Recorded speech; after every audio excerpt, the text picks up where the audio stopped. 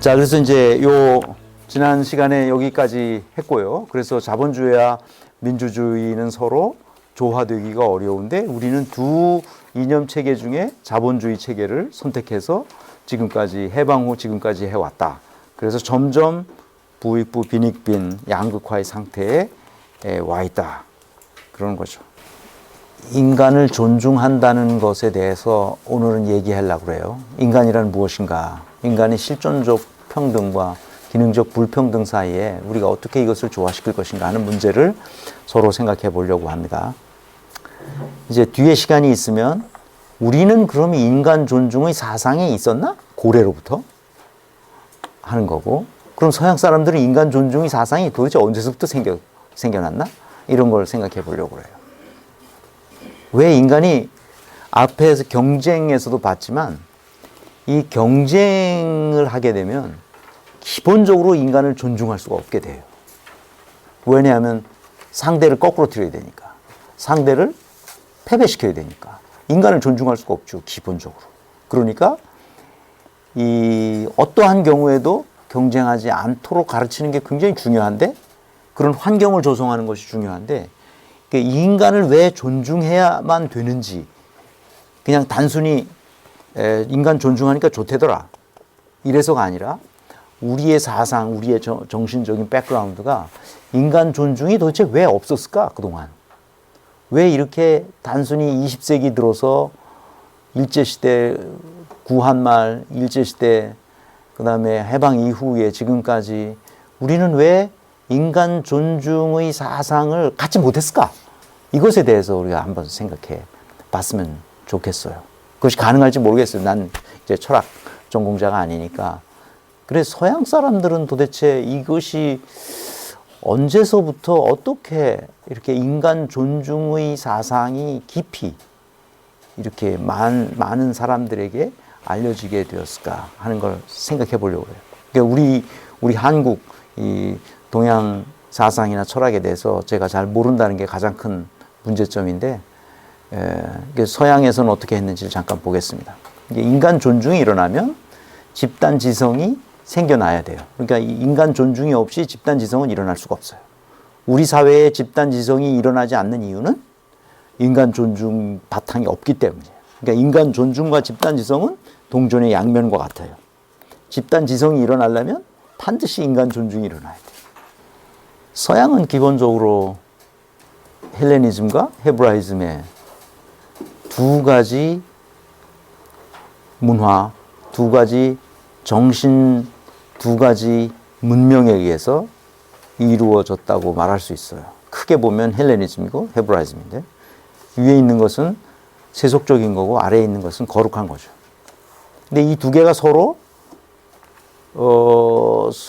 예전에는 자본주의 개념이 없었기 때문에 이 두 개가 서로 이념적으로 크게 싸웠어요. 하나는 세속적인 거고 하나는 거룩한 세계를 추구하는 거였기 때문에.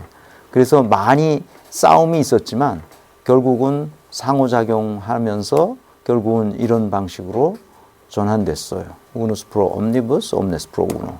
이것은 one for all. 제 강의를 언젠가 들으신 분들은 알겠지만 one for all for one이에요. 이게 그 서유럽 사람들의 정신 세계를 의식적, 무의식적으로 지배하는 중요한 삶의 모토가 됐어요. 이게 유대 기독교적인 전통이죠. one for all은 모두를 위해서 한 사람이 희생됐다는 거예요. 그게 유대 기독교적인 전통이에요. 왜 기독교가 아니라 왜 유대교냐?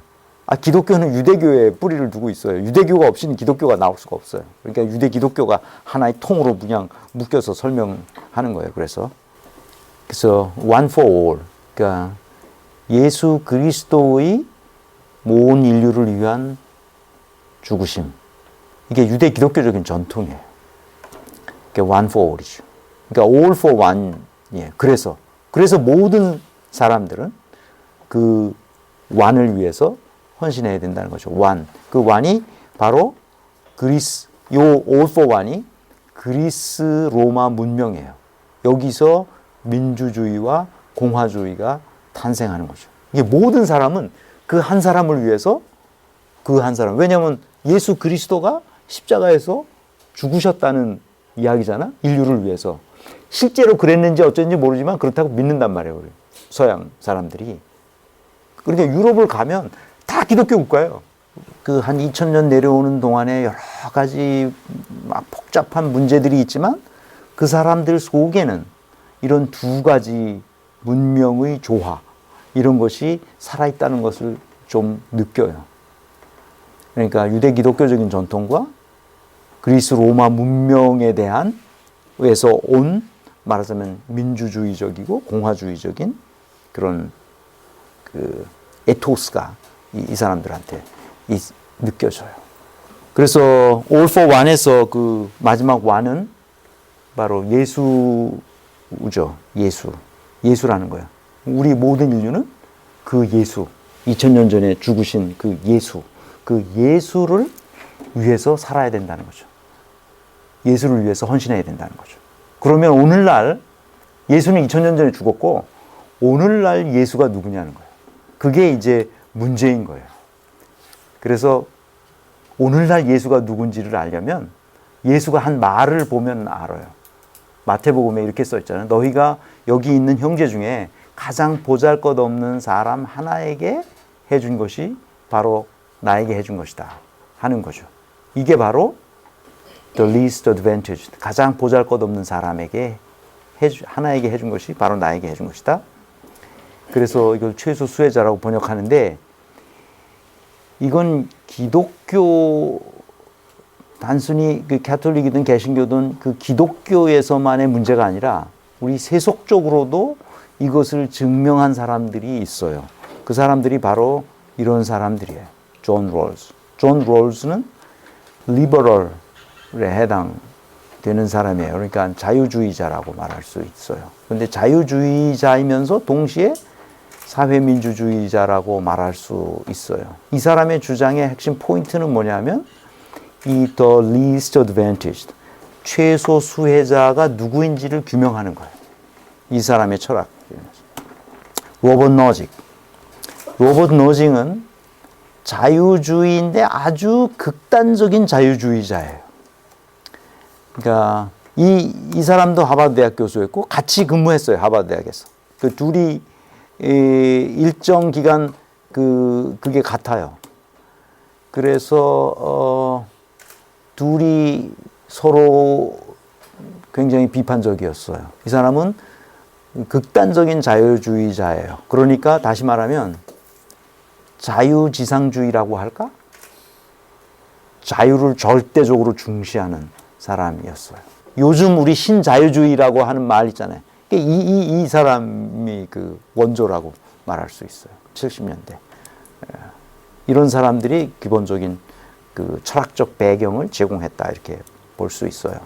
그 다음에 이제 그래서 신자유주의적인 사상이 경제 전체에 걸쳐서 이렇게 되다 보니까 이제 이런 사람이 나타났어요. 마이클 샌들 아시죠? 여기 우리나라에도 몇 번 왔다 갔고 그러신 분인데, 이분도 이제 하버드 대학에 있으니까 이분은 다 틀렸다, 니들. 그렇게 자유를 주장하면 우리가 결국 서로 자신이 권리를 방어하기 위한 황폐한 상태로 갈 수밖에 없다. 그러니까 자유보다 더 중요한 가치가 있는데 그게 뭐라고? 그게 평등이다. 그래서 인간의 평등의 가치를 더 중시해요. 그래서 이 사람의 철학 체계를 공동체주의라고 말해요. 공동체를 중시하는 거예요.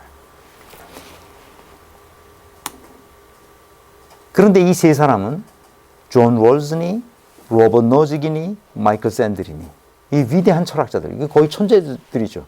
이런 위대한 철학자들이 사상의 기반은 뭐냐? 아까 얘기했던 다 인간 존중에 있어요. 인간은 그 목적 그 자체라는 거예요. 인간을 그래서 어떤 목적을 위한 수단이나 자원이나 도구로 대해서는 안 된다는 거죠. 그것이 칸트의 인간관이에요. 인간을 그렇게 봐야 된다는 거예요. 근데 이 세 사람은 똑같아요. 그 칸트적 입장에서 인간 그 자체가 목적이라는 거예요. 인간을 존중해. 인간의 존엄성에 아주 기초해요. 다 이 사람들이 철학의 출발이 그래요. 셋 다. 그렇지만 자기 이념이 인간의 자유에 더 두느냐 아니면 인간의 평등에 더 두느냐에 대해서 다른 거지. 인간의 존엄성에 대해서 이거는 독일어로 하면 운안타스바 하는 거예요. 건드리면 안 되는 거예요. 인간의 존엄성을. 그런 기초 위에 뭘 쌓느냐 하면 인간의 자유를 제한하지 않는 방식으로 어떻게 사회 제도를 만드는 것이 옳은지에 대해서 계속 얘기하는 거고, 이 사람은 인간이 자유를 중시하게 되면 거기 끝에 가서는 여러 가지 문제점이 발생하니 평등을 더 중시해야 된다고 생각하는 차이가 있을 뿐 똑같아요. 그러니까 앞에 얘기했던 이 존 롤즈는 그 두 사람 사이에 껴 있어요.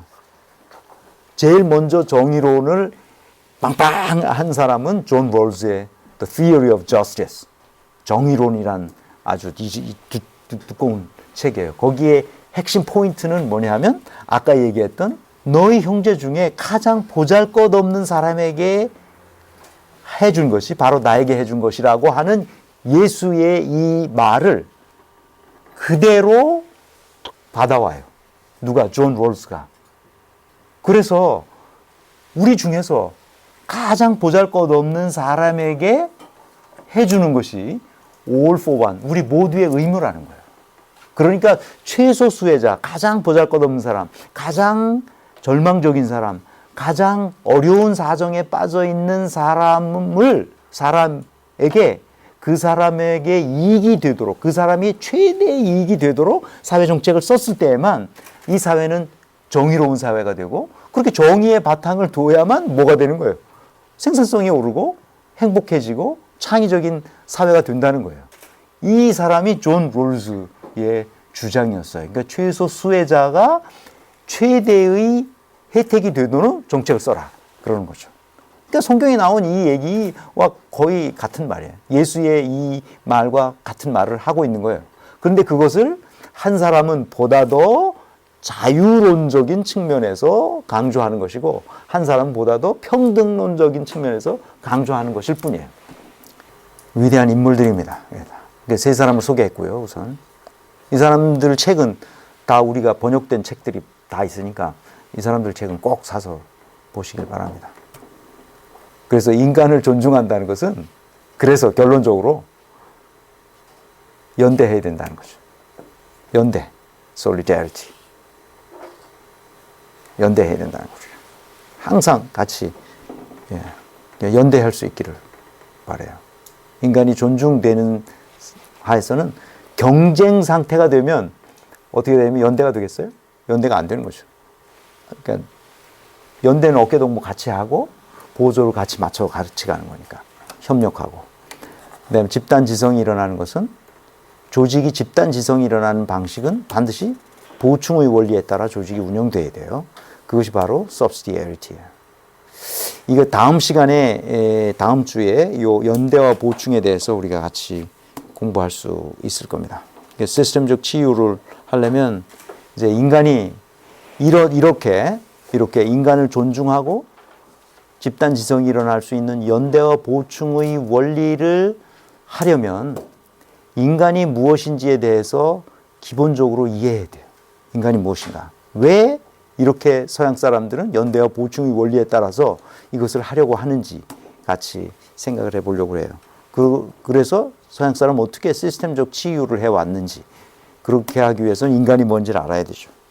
인간은 실존하는 존재라는 거예요. 실존은, 인간에게 들러붙어 있다는 실존은 곧 절대 자유인 상태를 말하는 것인데, 그 자유는 곧 책임을 져야 되는 것이다 하는 거죠. 그러므로 인간은 존재 그 자체를 위한 존재라는 거예요. 이 세계에 존재를 위한 존재는 인간밖에 없는 거예요. 그래서 나머지는 다 어떤 본질을 가지고 있는 거죠.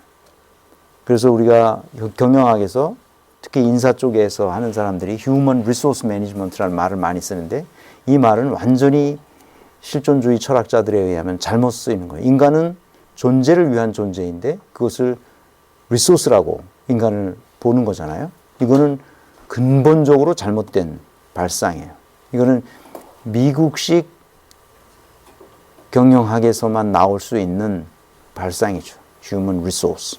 그래서 이걸 어떻게 만들어야 했냐면 Human Respect Management로 바꿔야 돼요. 인간을 존중하는 매니지먼트로 바꿔야죠.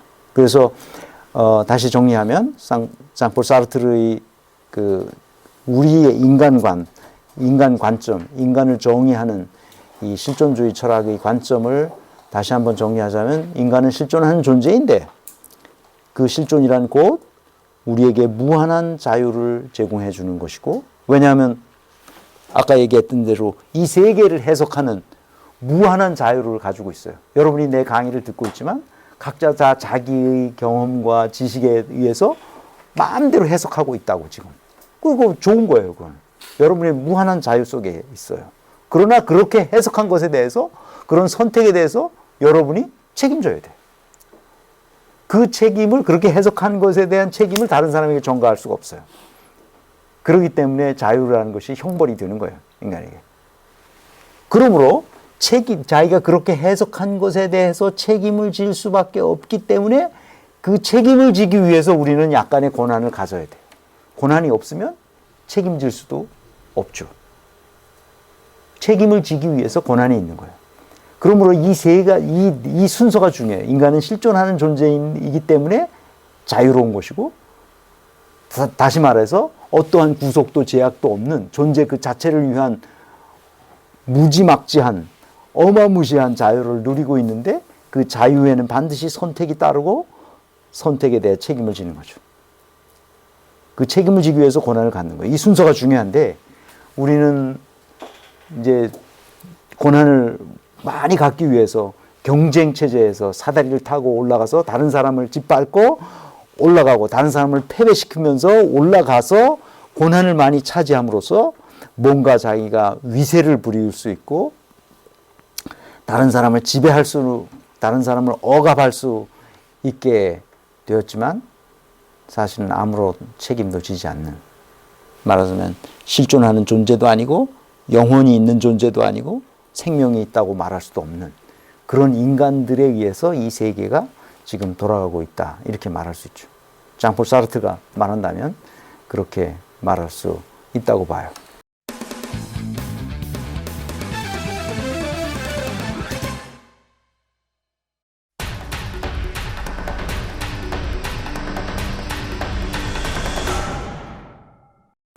그래서 이제 실존하는 인간이 평등하다는 것은 모든 저 철학적 논지에 따라서 같아요. 왜 그러면 사르트르가 하필 이렇게 무거운 주제를 가지고 인간은 존재를 위한 존재, 실존적 존재, 저기서 말하는 왜 무의 상태에 있는 존재, 절대 자유로운 존재, 이런 말을 반복적으로 계속할까? 그 존재와 무에 나오는 모든 이야기는 그곳에 여러 사례들이 있는데 그 얘기에 집중돼 있어요. 왜 이렇게 했을까? 사르트르가 200~300년 동안 서유럽 사람들은 계몽주의 운동이 일어났어요. 그러니까 인간의 신에 대한 미몽으로부터 벗어나서 인간이 합리적 이성이 잘 발전하고 이 세계를 잘 해석할 수 있는 지식의 고도한 단계에 이르면 유토피아 같은 세계를 만들 수 있으리라고 다 믿고 있었어요. 다 서유럽 사람들은. 그런데 전쟁이 2번이나 난 거예요. 그 짧은 시간에. 그래서 거의 2차 대전에만 2,500만 명? 민간인이 2,500만 명이 죽은 거예요. 아니, 군인들은 말고 민간인들만. 그러니까 엄청난 거지, 이게. 어떻게 인간에 대한 이런 사륙이 이렇게 저질러질 수 있을까에 대한 고민이 있어요. 도대체 인간이란 무엇인가를 깊이 생각할 수밖에 없는 거죠. 그래서 인간은 실존하는 존재라고 규정하고 그 다음부터 모든 자기의 철학적 토대와 사회에 대한 이 시스테마타이제이션 하는 것을 다 인간의 실존적 평등에 부합하도록 만들려고 자기 일생을 그렇게 살았어요. 그래서 64년에 이 사람이 쓴 각종 철학 서적뿐만 아니라 이 사람이 소설도 쓰고 그랬잖아요. 그래서 64년에 스웨덴 알리먼에서 노벨 철학상은 없으니까 노벨 문학상 수상자로 결정되었음을 통보합니다. 근데 사르트르는 이렇게 대답하죠.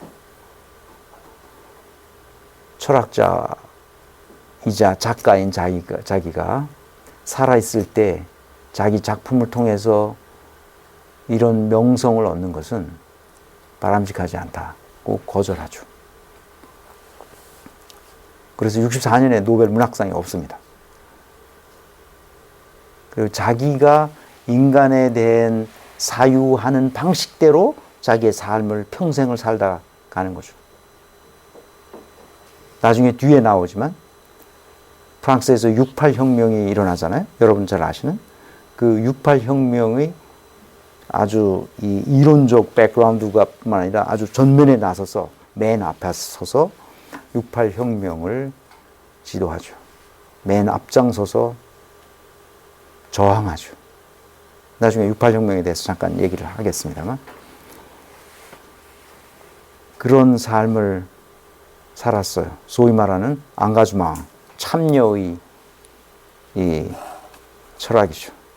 이 세계에 대해서 그대로 그냥 좋은 말만 쓰는 철학자가 아니라 자기가 생각하는 철학대로 세상을 바꾸도록 실천하는 그런 삶을 살았던 분이죠. 그래서 실존하는 인간이라는 측면에서 보면 실존적 평등이 있어요. 그러나 우리 현실에서 보면 노동하는 인간이에요. 떠날 수가 없어요. 모든 사람은 노동하고 있으니까요. 어떤 형태로든 간에. 그러니까 노동하는 인간의 측면에서 보면 매우 불평등합니다. 왜냐하면 어떤 사람은 의리의리한 카페트 있는 큰 사무실에서 앞에 응접실이 따로 있고 비서실이 따로 있고 또 경호원들까지 들러붙어서 의전을 받으면서 노동하는 사람이 있는가 하면 남대문 시장에서 자기 엉덩이 하나 붙일 의자가 없는 채 일하는 노동하는 노점상도 있습니다. 우리 현실 세계에 노동하는 인간의 모습을 보면 이렇게 불평등한 것이죠. 그래서 우리에게, 우리 지성인들에게, 우리가 배운 사람들에게 주어진 것은 뭐냐면 실존하는 인간의 실존적 평등과 노동하는 인간의 기능적 불평등을 어떻게 조화시킬 것이냐. 이것이 문제인 거예요. 제2강의 핵심 포인트는 이겁니다. 인간은 실존적으로 평등한데 이거는 사르트르의 철학만이 아니라 그 후에 뭐 하이데거니 야스퍼스니 모든 철학자들, 모든 말하자면 그 심리학자들, 그 다음에 예술가들, 소설가들 이런 사람들에게 아주 지대한 영향을 줬어요. 그래서 21세기를 살아가는 현대인들이 실존주의 철학이 이렇다는 것을 알든 모르든 상관없이 다 실존주의 철학의 세례를 받고 살아가는 사람들이에요. 여러분들이 가서 뭐 신부님한테 고해성사 하듯이 내가 실존주의 철학에 따라서 이렇게 살아가려고 합니다라고 고해를 하든 안 하든 상관없단 말이에요. 무조건 인간은 실존하는 존재인 거예요. 인간의 실존적 평등이 기능적 불평등과 어떤 식으로 조화되어야 하느냐 하는 것이 우리에게 남겨진 과제예요. 우리 현실이니까 이제 철학자들이 우리에게 준 이 화두를 우리는 풀어야 돼요. 그래서 그게 바로 도대체 우리 사회를 움직이는 플랫폼을 어떻게 만들어야 될 것이냐 하는 거예요. 이게 우리에게 던져진 과제라 그 말이에요. 플랫폼. 플랫폼은 이런 거예요. 그 조직 내에 또는 그 사회 내에 그 기업 내에 구성원들이 자기가 가지고 있는 재능을 마음껏 발현할 수 있도록 하는 정신적, 물질적 토대. 이것이 플랫폼이에요. 다시 한번 반복합니다. 조직 내에 있는 구성원들이, 그러니까 조직 구성원들이죠. 조직 구성원들이 자신의 재능을 마음껏 발현할 수 있게 하는 정신적, 물질적 토대. 이것이 플랫폼이에요. 그러니까 이 플랫폼이 그렇게 잘 만들어지면 그 안에 있는 조직 구성원들이 마음껏 자기 재능을 발현한다 이거죠. 서로 경쟁하지 않고. 그러니까 이 플랫폼을 만드는 이유는 그 플랫폼 내에 있는 모듈들이 상호작용해서 그 네트워킹 하는 거죠. 상호작용해서 그 나름대로의 에코시스템을 만드는 거예요. 생태계를 만들 수 있도록. 우리 생태계 만드는 게 핵심 포인트죠. 그러니까 이 네 단어가 매우 중요해요. 여기서 모듈은 조직 구성원 한 사람 한 사람을 말할 수 있어요. 그러니까 플랫폼, 모듈, 네트워크, 에코시스템 이 네 가지 단어가 이 조직을 운영하는 데 있어서 가장 중요해요. 이 플랫폼을 어떻게 만드느냐 하는 게 제일 중요하죠. 그래서 이 플랫폼은 두 가지 모형을 가지고 있어요. 이 자본주의 세계에서의 자본주의적인 방식을 하는데 두 가지 플랫폼이 있다 그 말이에요. 크게 보면 게르만 노르딕 모델이 있고 앵글로색슨 모델이 있어요. 금방 여러분들 이제 감을 잡으셨다고 생각해요. 두 가지 모형, 게르만 모형과 스칸디나비아 모형이 있고 그에 대응하는 앵글로색슨 모형이 있어요. 그래서 저는 스칸디나비아 모형으로 가는 게 옳다고 생각해요. 그러니까 스칸디나비아 모형은 우리하고는 너무 멀리 떨어져 있어요. 여행해 보신 분들 아시겠지만 가서 탁 봐도 사회가 달라. 우리하고 너무 달라. 그래서 좀 거기까지 가기에는 너무 멀어서 사람들이 중간에 다 포기해. 그러니까 조금 더 중간에 있는 게르만 모형. 게르만 모형 독일 여행해 보시거나 스위스나 오스트리아나 네덜란드 이런 데 여행해 보시면 뭐 우리하고 크게 다르지 않아. 그래서 한번 해볼 만하다 이런 생각을 하실 수도 있어요. 그래서 게르만 모형을 일단 하고 더 나가서 나중에 필요하면 이런 이 동북아의 스칸디나비아 모형을 한번 우리나라가 통일되면 그렇게 할 수 있지 않을까 그런 생각도 해봅니다. 그래서 독일이 어떻게 했길래 그렇게 오늘날과 같은 방식의 말하자면 유럽 사회에서도 최강의 경제력, 경쟁력 이런 것들을 갖게 되었는지 그걸 잠시 역사적으로 살펴보면 이제 우리에게 시사하는 점이 많이 있을 거라고 생각해요. 그래서 이런 관점에서 여러분들이 같이 우리나라도 이런 방식으로 꼭 뭐 독일을 따라 한다는 얘기가 아니라 이런 길이 있었기 때문에 우리가 어떤 방향으로 앞으로 해야 될지를 한번 그 시사점을 우리가 얻을 수 있으리라고 생각해요. 독일이 어떻게 했느냐. 2차 대전 후에. 2차 대전 후에 1949년에 독일도 패전한 이후에 우리나라와 같이 미 군정이 있었어요.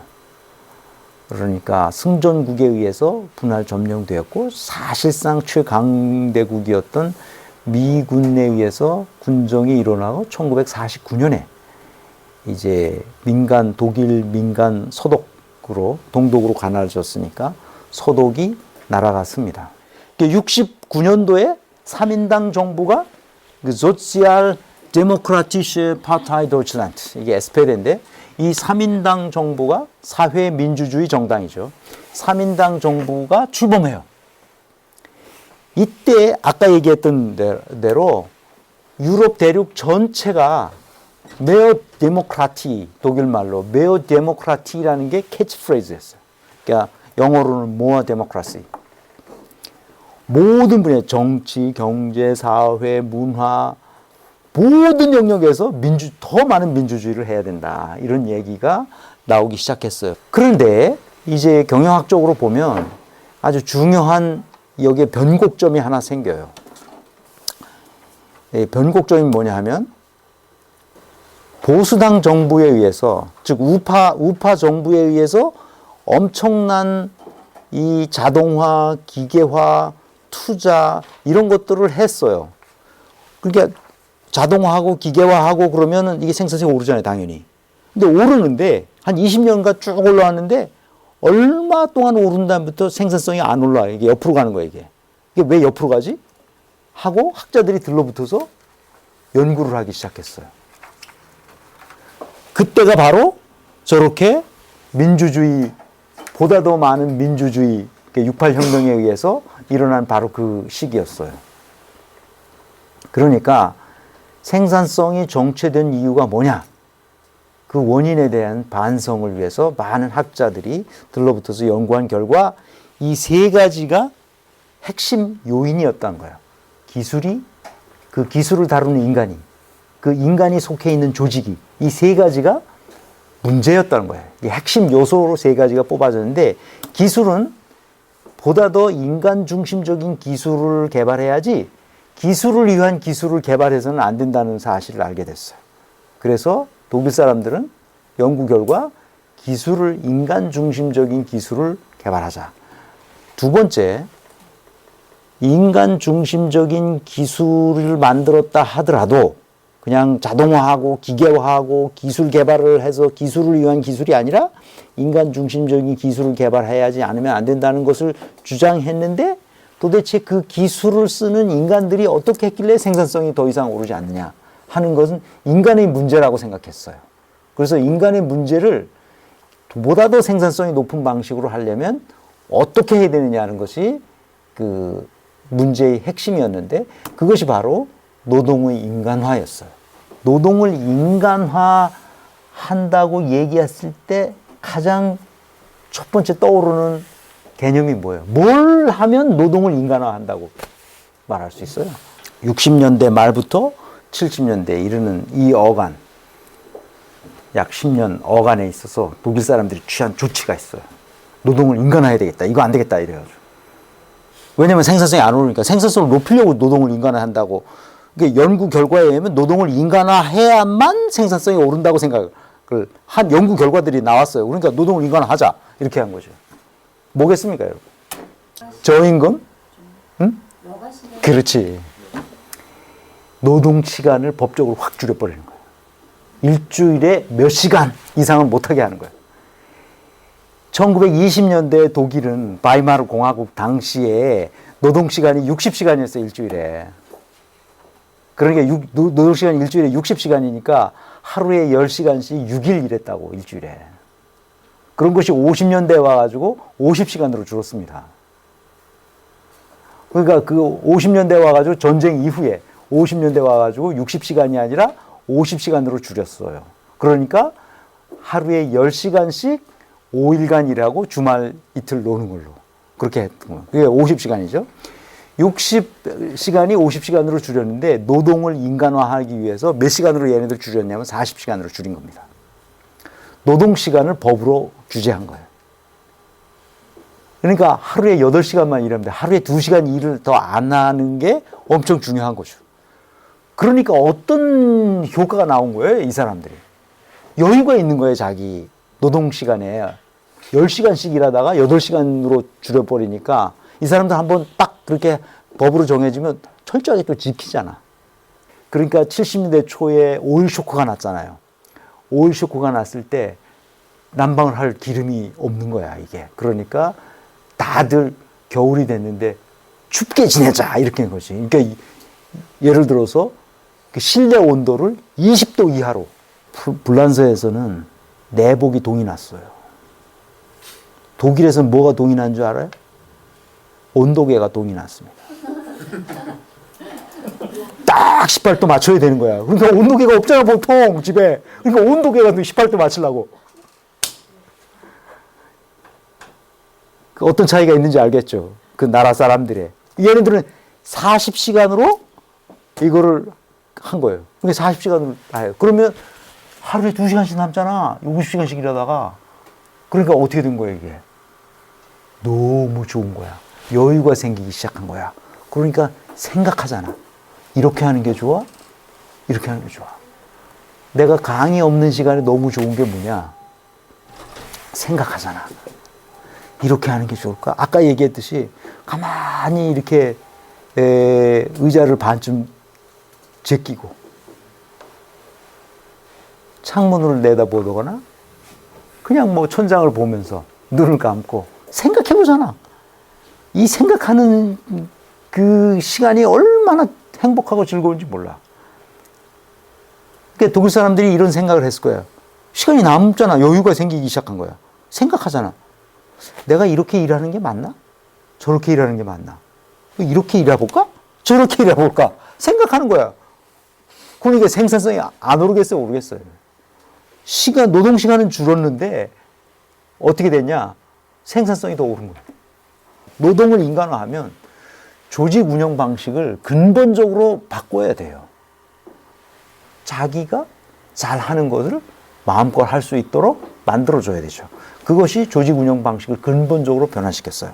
그래서 이것도 얘네들이 법으로 만들었어요. 뭘 법으로 만들었냐면 76년에 Mitbestimmungsgesetz라는 공동의사결정법을 만드는 거예요. 그러니까 위에서 그야말로 얘네들은 실존주의 철학을 정확하게 인가요. 누구도 명령하지 말고 지시하지 말고 통제하지 말고 억압하지 말고 제약하지 말고 너희들끼리 합의해라. 이런 거죠. 뭐 어떤 의사결정이 일어날 때는 반드시 합의해라. 이런 거예요. 법으로 규제했어요. 76년에. 그러니까 오랫동안 논의를 거친 거죠. 어떤 의사결정은 반드시 혼자 결정해서 이렇게 명령하는 것은 무효야. 반드시 여러 사람들이 그 문서에 합의한 문서가 사인이 돼 있어야만 되는 거죠. 근데 이 사실을 몰라, 우리나라 사람들이. 그러니까 이런 얘기를 하면, 야, 그렇게 되면 맨날 그 합의를 해야 된다 그러면 이게 얼마나 그 논쟁이 벌어지고 토론하고 그래서 의사결정이 늦어지고 오히려 비효율이 크지 않을까? 이렇게 생각하는 거죠. 근데 비효율이 큰 게 아니라 보다 더 합리화된다는 거예요. 모든 일이. 합리적으로 결정된다는 거지. 누구를 억압하지도 않고. 그렇게 하려면, 이렇게 공동 의사결정으로 하려면 조직 운영 방식을 어떻게 해야 돼? 다 수평으로 만들어야 되는 거예요. 서로 역할이 크고 역할이 작은 사람은 있지만, 그러나 계급은 사라지는, 계급적 표현을 하는 여러 가지 직급 체계는 있지만, 그 직급 체계가 역할의 크기와 책임의 크기를 규정할 뿐 서로 계급을 나타내는 건 아니라는 거지. 그거를 다음 시간에 우리가 배울 생각입니다. 그런데 이 시기에 미국은 어떻게 했냐면 이렇게 했어요. 더 강력한 자본주의적 드라이브를 걸었습니다. 그래서 더 많은 기술을 개발하기 위해서 당근과 채찍을 내걸었습니다. 이게 아까 얘기했던 신자유주의적, 요 시기에 신자유주의적 이론들이 나타나기 시작한 거예요. 그러니까 절대적인 자유를 요구하는, 자유라는 가치가 가장 더 중요한 그런 당근과 채찍으로 더 많은 기술을 개발하게 하고 인간을 자원화했어요. 노동을 인간화한 게 아니라 인간을 자원화했죠. 그래서 이때부터 용어가 human resource라는 말이 생겨나기 시작했어요. 그 전에는 인적 자원, human resource라는 용어가 미국에서도 어떻게 쓰냐면 personnel and organization 이런 말로 썼었는데 인사라는 말이에요. personnel, organization.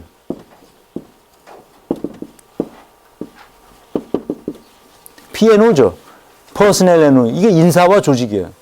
그래서 내가 인사 조직이라는 말을 계속 쓰는 이유가 그거예요. 지금은 뭐라고 써요? 이 말이 없어졌습니다. 미국에서 아예. human, 아까 얘기했던 resource라는 말을 써요. 이걸로 통일됐어요. 인적 자원. 조직 운영 방식은 어떻게 됐냐? 계층 구조를 만들어가지고 피라미드 조직에서 피라미드 정점에는 엘리트들이 장악하도록 됐어요. 그래서 엘리트들은 어떤 사람이냐? 엘리트 교육을 받은 사람들. 그러니까 탑스쿨 나온 사람들이 전부 차지해서 밑에 있는 흐리부리한 이 사람들을 다, 그리고 사다리를 만들어 놓고 그 엘리트들이 위로 올라갈 수 있도록 그렇게 만들었습니다. 조직을. 그러니까 완전히 독일과 미국은 다른 세계로 이렇게 갔다. 그래서 게르만 모델과 앵글로색슨 모델로 나누는 이유가 바로 그런 데 있습니다. 그래서 게르만 노르딕 모형은 요 아까 얘기했던 실존적 평등과 기능적 불평등을 만드는 플랫폼을 어떻게 생각했냐면 노동을 인간화하고 조직을 수평화하는 조치를 취했는데 비해서 앵글로색슨 모형의 시스템적 치유는 그 플랫폼을 어떤 식으로 만들었냐 하면 인간을 자원하고 조직을 계급화했다는 거예요. 이해했죠, 이제? 그러니까 서로 다른 세계가 생겼다는 걸 우리가 지금 모르고, 이 세계는 다 미국식으로 하는 이런 앵글로색슨 모형처럼 돼 있다. 이렇게 생각하게 됐어요. 오늘 얘기의 핵심 포인트는 뭐냐? 인간이란 무엇인가? 실존적 존재다. 그래서 무한히 존중받을 때 생산성과 창의성과 행복감과 이 모든 것이 된다. 인간이 존중되지 않는 사회. 여기는 피폐해질 수밖에 없고, 여기는 생산성이 떨어질 수밖에 없고, 고통받을 수밖에 없다. 이런 얘기를 하고 싶은 거예요. 그래서 인간을 존중하는 플랫폼을 만드는 게 중요하다. 어떤 경우에도 인간 존중의 플랫폼을 우리가 토론해서 만들면 된다. 그런 얘기죠.